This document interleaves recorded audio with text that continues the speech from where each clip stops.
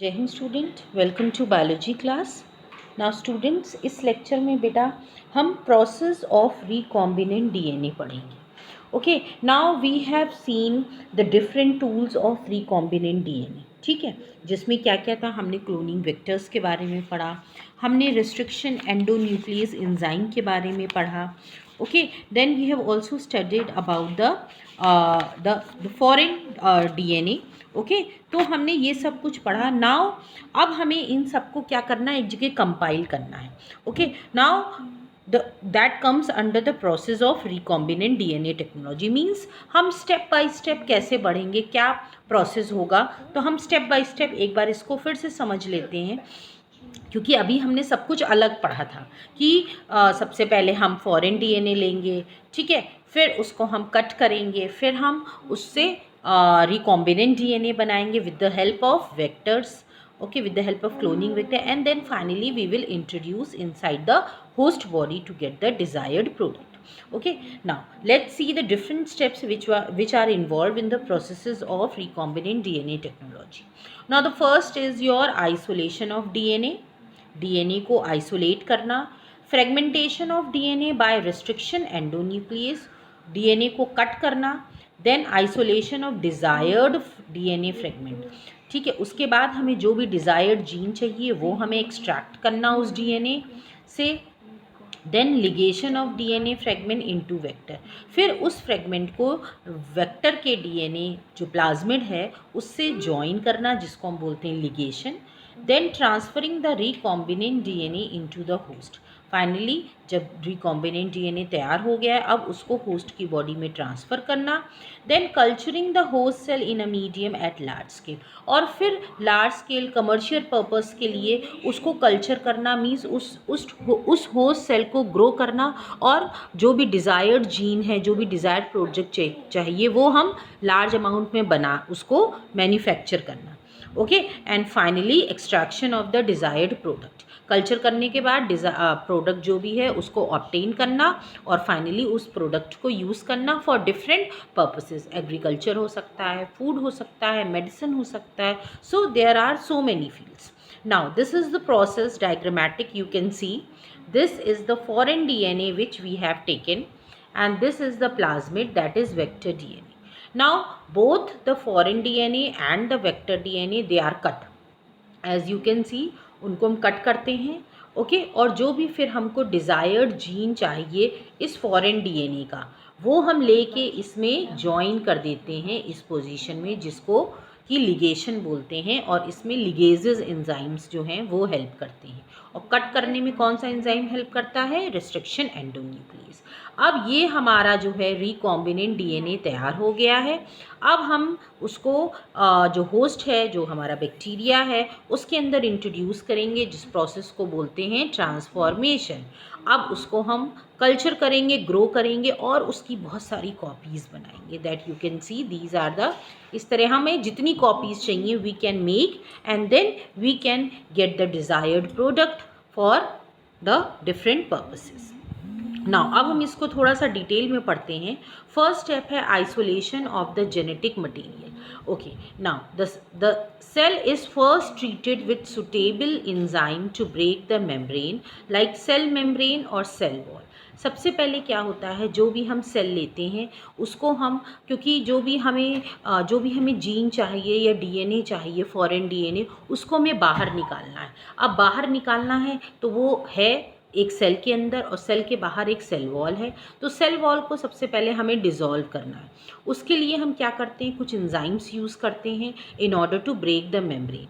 Now अब क्या है, RNA is removed by treatment with ribonuclease. RNA को, क्योंकि जो डीएनए है, डीएनए में आरएनए भी होगा, ठीक है, प्रोटीन्स भी प्रेजेंट होंगे, तो हमें सबको डीएनए से अलग करना है।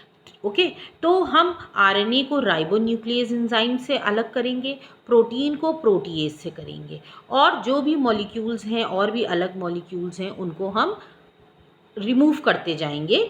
Okay, then after that addition of chilled ethanol facilitate the precipitation of purified DNA, and finally we will add add chilled ethanol, जिसकी वजह से जो डीएनए के फ्रेगमेंट्स होंगे वो अलग हो जाएंगे, and they can be seen as a collection of fine threads in a suspension, और हम उनको बिल्कुल देख सकते हैं थ्रेड्स के फॉर्म में ना।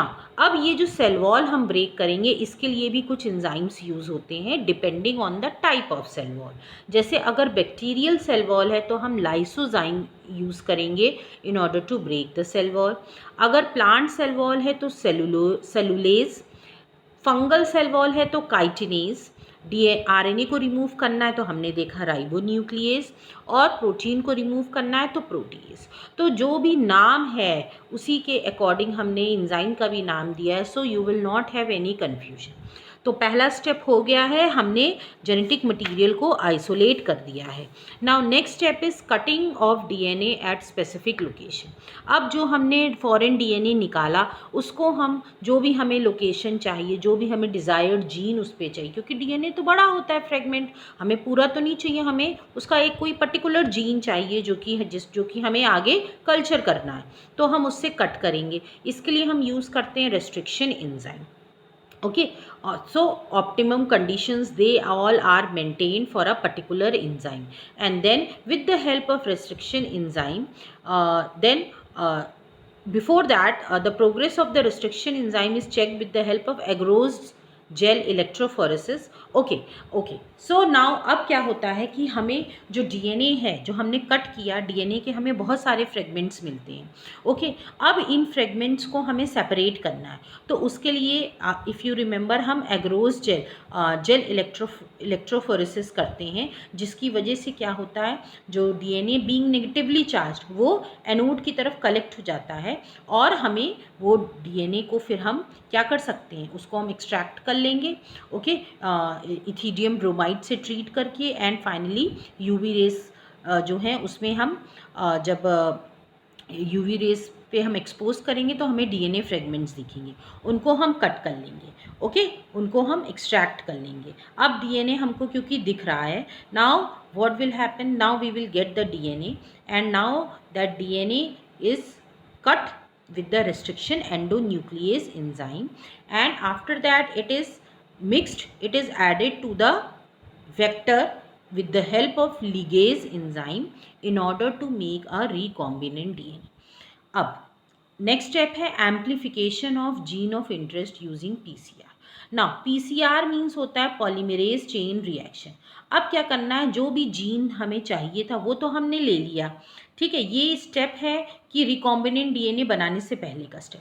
अब क्या है कि वो जीन तो हमने ले लिया, अब हम क्या करते हैं, उस जीन की बहुत सारी कॉपीज़ बना लेते हैं ताकि हम उससे ज़्यादा से ज़्यादा प्रोडक्ट बना सकें, ज़्यादा से ज़्यादा रिकॉम्बिनेंट डीएनए तैयार कर सकें।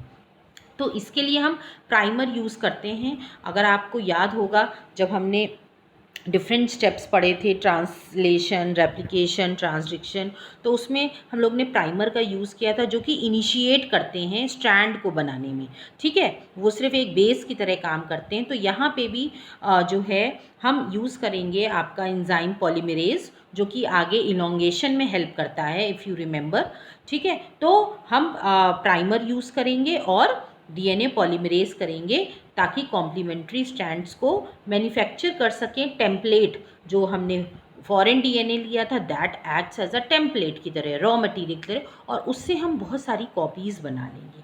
अब फाइनली बात आती है, हमने बहुत सारी कॉपीज़ बना ली हैं, और आप समझ सकते हो कि हम अबाउट 1 मिलियन कॉपीज़ बना सकते हैं, ठीक है, उस सेगमेंट ऑफ डीएनए से। ओके, और इसी को हम बोलते हैं आपका amplification of gene of interest, okay, through polymerase chain reaction.